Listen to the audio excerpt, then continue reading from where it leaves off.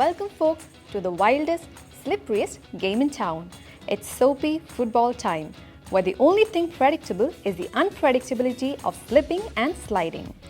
It looks like the field is getting a generous dose of slippery suds. Kids are lining up, getting drenched in water like they're auditioning for a shampoo commercial. Maximum slipperiness guaranteed. Look at those players geared up like they're about to face off against a soapy apocalypse.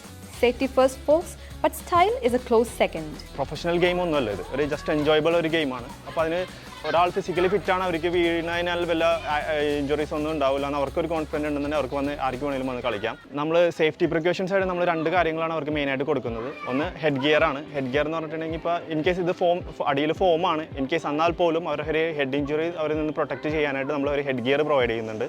അത് ഒന്ന് head ഗാർഡും ഒന്ന് wrist guard, രണ്ട് ഇതാണ് safety ഇതാണ് നമ്മൾ provide ചെയ്യുന്നത്. ഒന്ന് head guard നമ്മൾ ഓൾറെഡി ഇത് ഫോം ഷീറ്റാണ് നമ്മൾ പ്രൊവൈഡ് ചെയ്തിരിക്കുന്നത്.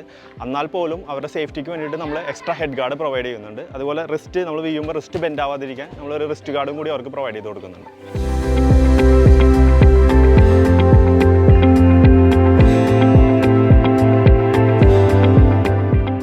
And they're off. It's a soapy stampede as players charge onto the field, slipping and sliding like penguins on a water slide. And there goes our first casualty. Looks like one of our players just hit the deck quicker than a banana peel on a hot day.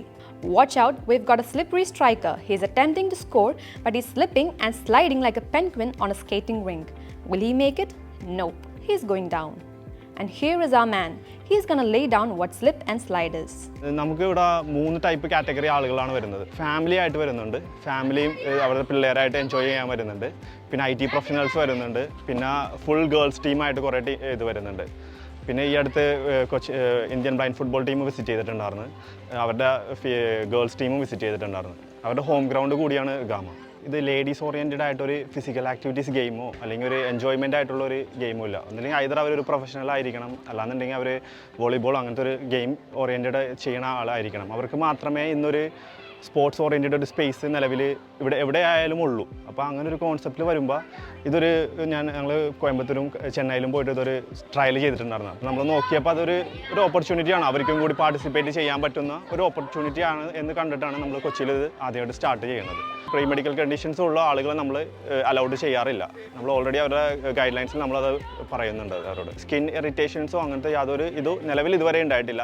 In case anyone ഒരാൾ skin അലർജിക്ക് ആണെന്നുണ്ടെങ്കിൽ അവർക്കത് നമ്മൾ allowed ചെയ്യാറില്ല. അവരുടെ അടുത്ത് പറയും, നമ്മൾ അവരെ കൈ സോപ്പിൽ ഡിപ്പ് ചെയ്തിട്ട് അവർക്ക് എന്തെങ്കിലും ഇഷ്യൂസ് ഉണ്ടാകുന്ന നമ്മൾ ചെക്ക് ചെയ്യും. ഇൻ കേസ് ഉണ്ടെന്നുണ്ടെങ്കിൽ അവർക്ക് ഇറിറ്റേഷൻ തോന്നുന്നുണ്ടെങ്കിൽ നമ്മൾ കളിപ്പിക്കാറില്ല. അടിപൊളിയായിരുന്നു, ആദ്യമായിട്ടാണ്. അപ്പോൾ നല്ലോണം കളിക്കാൻ പറ്റി, കൂട്ടുകാരൊക്കെ ആയിട്ട് അടിപൊളിയായിരുന്നു.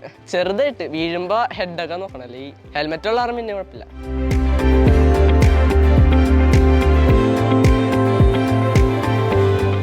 When the heat hits, there's only one place to be, and that's on the slip and slide field, where the competition is way hotter than the weather. There's only one golden rule here: you ain't doing it right if you ain't falling.